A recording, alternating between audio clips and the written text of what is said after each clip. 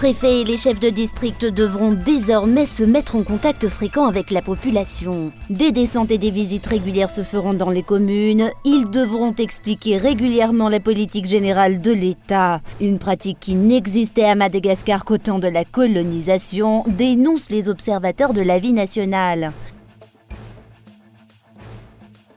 La loi sur la protection des données personnelles a été votée à l'Assemblée nationale, une loi d'une importance capitale, notamment à l'approche des élections présidentielles dans le pays. Or, elle n'est pas appliquée, dénonce le président national du parti Malagas Mialamiang. À la une de l'actualité internationale, au Sénégal, l'opposant Ousmane Sonko a été arrêté. Une information confirmée par son avocat. Le candidat à l'élection présidentielle de 2024 avait été condamné le 1er juin dernier à 2 ans de prison ferme dans une affaire de mœurs. Un verdict qui le rend inéligible selon ses avocats. Sa condamnation avait engendré depuis juin les troubles les plus graves depuis des années au Sénégal.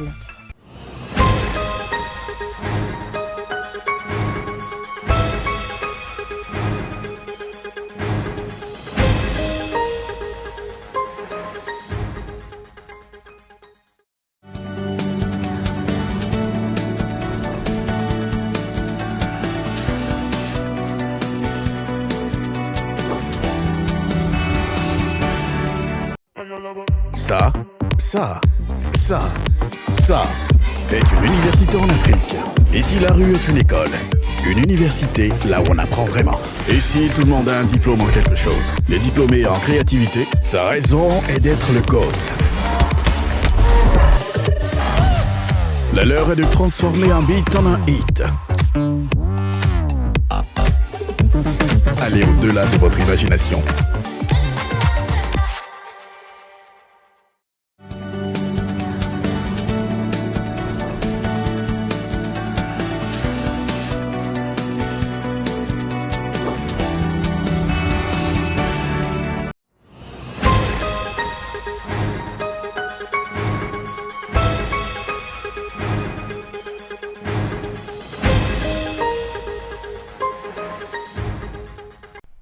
Les préfets et les chefs de district devront désormais se mettre en contact fréquent avec la population pour mieux comprendre les besoins de la population locale en matière de développement. Une note y afférent a été transmise par le ministère de l'Intérieur le 27 juillet dernier. Des visites et des descentes dans les communes devront désormais se faire. Ces responsables devront expliquer régulièrement la politique générale de l'État et informer la population des activités et des réalisations du gouvernement. 3 communes par semaine devront désormais être visités par les préfets et les chefs de district. Les hauts responsables à la base sont utilisés à des fins de propagande détournée, dénoncent les observateurs de la vie nationale. Cette note semble également faire comprendre qu'après 10 ans au pouvoir, le président Angela Zouelna ne semble toujours pas connaître les besoins de la population à la base. Les chefs de district et les préfets doivent se rendre sur le terrain pour les découvrir et transmettre un rapport détaillé au ministère de tutelle. Les préfets et les chefs de district seront également en visite pour exercer des pressions sur les élus à la base, dont les maires et les conseillers, dénoncent les observateurs. Une pratique qui n'existait à Madagascar qu'au temps de la colonisation. Non seulement Madagascar revient au temps de la colonisation, mais l'absence de décentralisation effective se confirme aussi. Elle s'amplifie même selon les citoyens.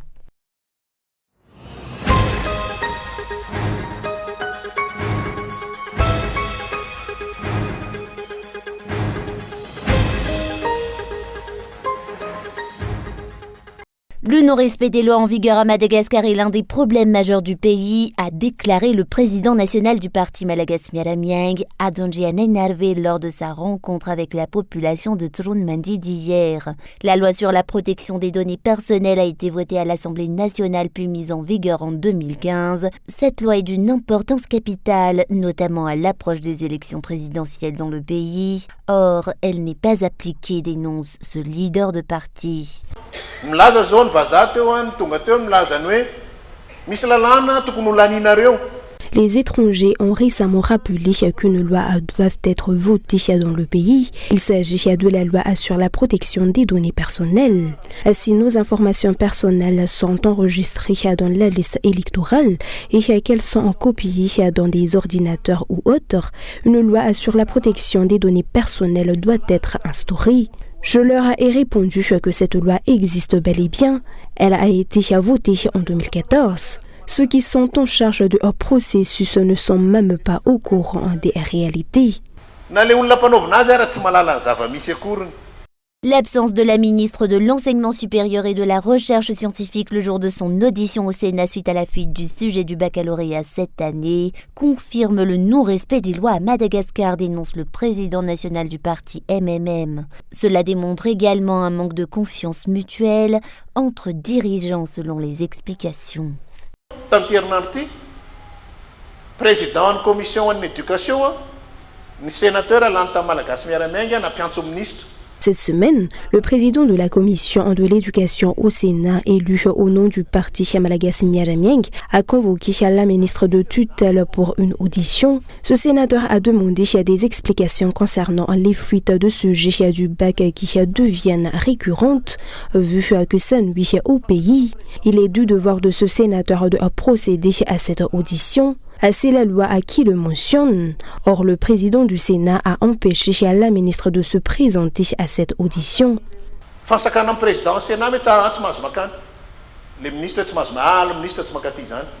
Le parti Malagasy Miaramieng maintient que la nationalité française du président de la République malgache est inacceptable. Une affaire que le régime actuel tente d'étouffer ces derniers temps. Or, c'est une infraction doublée d'une tromperie envers le peuple malgache tout entier.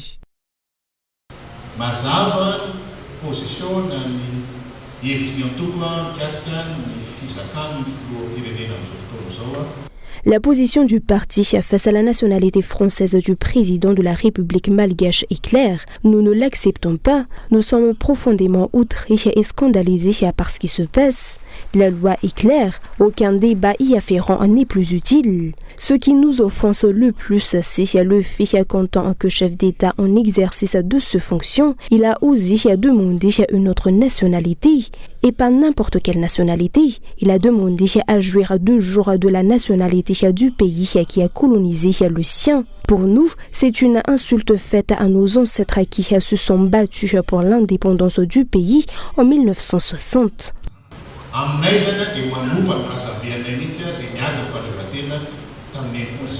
Le respect des lois est le premier garant de la paix et de l'apaisement, notamment cette année électorale, selon le parti Malagasy Miaramieng. Il ne devrait pas y avoir 2 poids 2 mesures, selon le président national de ce parti politique. La loi doit s'appliquer à tous, sans exception. Chacun, notamment les autorités du pays, doivent faire figure d'exemple pour la population et les lois ne doivent pas être élaborées ou modifiées en faveur d'un seul individu. À noter que le régime actuel projette de modifier le code de la nationalité malgache en vue de la nationalité française de l'actuel président de la République malgache.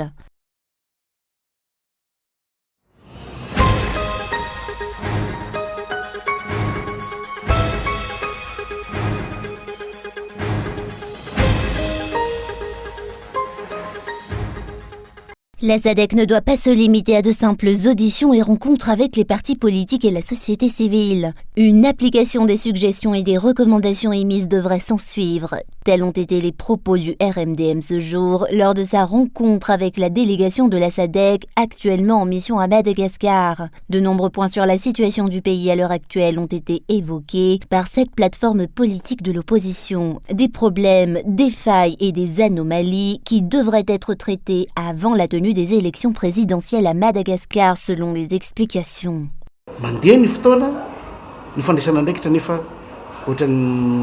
Le temps passe et pourtant les prises de responsabilité traînent. Il y a plus de réunions et d'auditions que de prises de décision. La CENI organise des réunions, il en est de même pour la SADC, l'OIF s'y met aussi. Il y a de nombreuses réunions mais aucune action n'en découle.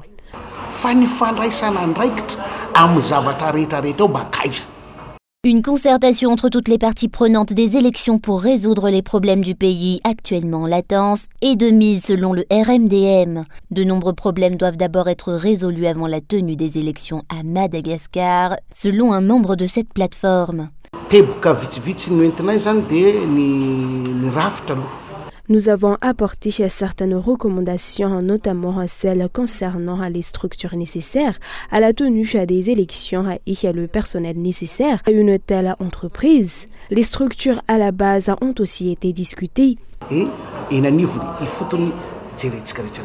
Les membres du RMDM maintiennent que des élections libres, transparentes et reconnues par tous sont nécessaires à Madagascar, la grande île étant un pays démocratique.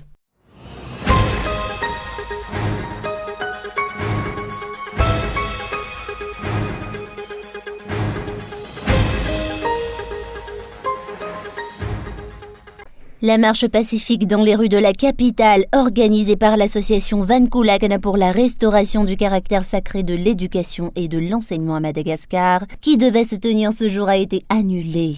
La demande d'autorisation déposée par cette association auprès des responsables a été refusée.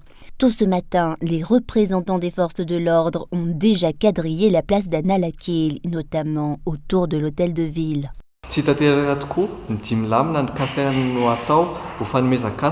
La marche pacifique pour le redressement de l'éducation et de l'enseignement à Madagascar que nous avons prévu d'effectuer aujourd'hui n'a pas pu se faire, vu que nous n'avons pas obtenu une autorisation. Nous, le collectif Vankulakan, avions décidé de poursuivre le mouvement pour la défense du caractère sacré de l'éducation à Madagascar.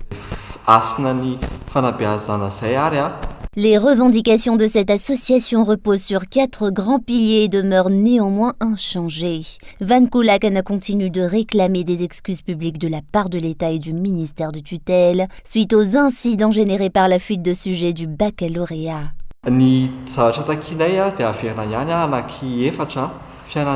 Nous réclamons 4 choses, dont des excuses publiques de la part de tous les responsables, des sanctions à l'encontre des responsables de ces incidents, quels qu'ils soient, un rapport écrit de l'État de l'éducation à Madagascar et la liberté d'expression de tous les jeunes et les citoyens malgaches pour le redressement de l'éducation dans le pays. Vankulakan déposera de nouveau une demande d'autorisation pour une autre manifestation la semaine prochaine, en dépit du refus des autorités pour la manifestation qui devait se tenir aujourd'hui.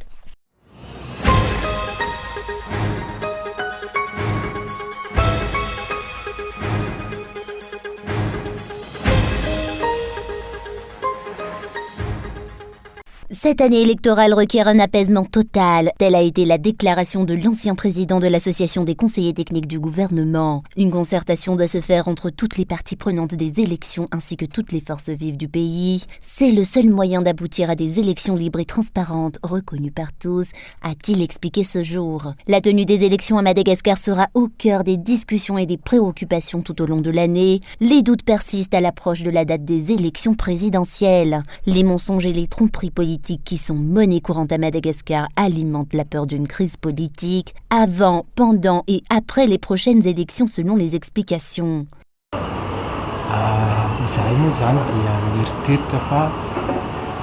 Nous estimons qu'à l'approche des élections, des discussions doivent être entamées. Une concertation est nécessaire, notamment pour ceux qui souhaitent se porter candidat, étant donné que toutes les structures ont été nommées par le régime actuel, dont le président de la CENI, ainsi que tous les membres du gouvernement.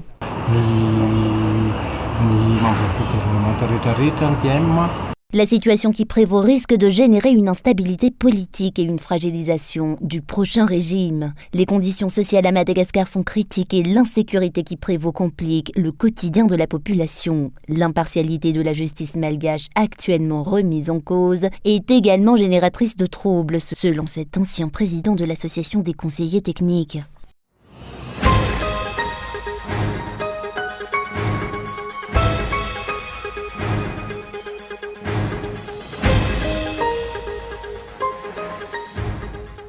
Sénégal, l'opposant Ousmane Sonko a été arrêté. Une information confirmée par son avocat. Le candidat à l'élection présidentielle de 2024 avait été condamné, je vous le rappelle, le 1er juin dernier à 2 ans de prison ferme dans une affaire de mœurs. Un verdict qui le rend inéligible de facto, selon ses avocats. Sa condamnation avait engendré début juin les troubles les plus graves depuis des années au Sénégal.